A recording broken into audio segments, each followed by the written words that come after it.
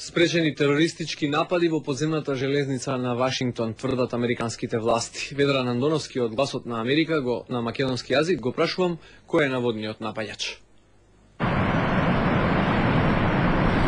34-годишниот Фарук Ахмед од Вирџинија, натурализиран американски граѓанин со пакистанско потекло.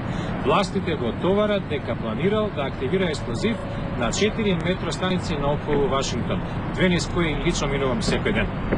Наводно, планот го открил на тајни агенти за кои верувал дека се оперативци на Ал-Каида, пошто бил уапсен. Властите наведуваат дека патниците не биле загрозени ниту во еден момент, како и дека Ахмед планирал да нападне наредната година. Во медиумите е портретиран како обичен граѓанин, сопруга, дете, кариера како компјутерски инженер.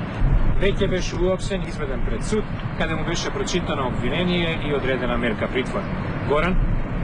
Дали ова предизвика страв кај жителите на Вашингтон од нови напади? Во анкетата што ја направив непосредно пред овај увод, мнозинството од оние кои секојдневно го користат метрото, велат дека ова нема да ги спречи да се возат и во иднина, како и дека се научени да живеат во услови на поголема будност. За опасноста од така наречениот помошен тероризам, напаѓачи кои не се од странство, туку добро инкорпорирани во американскиот живот, велат тероризмот е тероризам. Еве некои од коментарите. Владата ќе стори се што треба да стори. Секој ден се возам и немам проблем со возењето. Треба само да верувам во Бога.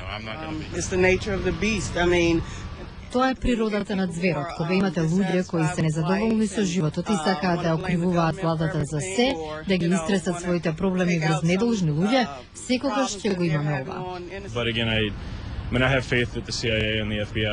Имам доверба во ЦИА и FBI и други служби дека се на штрек, како и во овој случај. Се надевам дека нема да се смени ништо, бидејќи не сакам да возам по градот. Нема да ми смени рутината, ќе користам и натаму метро. Не смееме да се уплашиме од овие места, треба да живееме од ден до ден.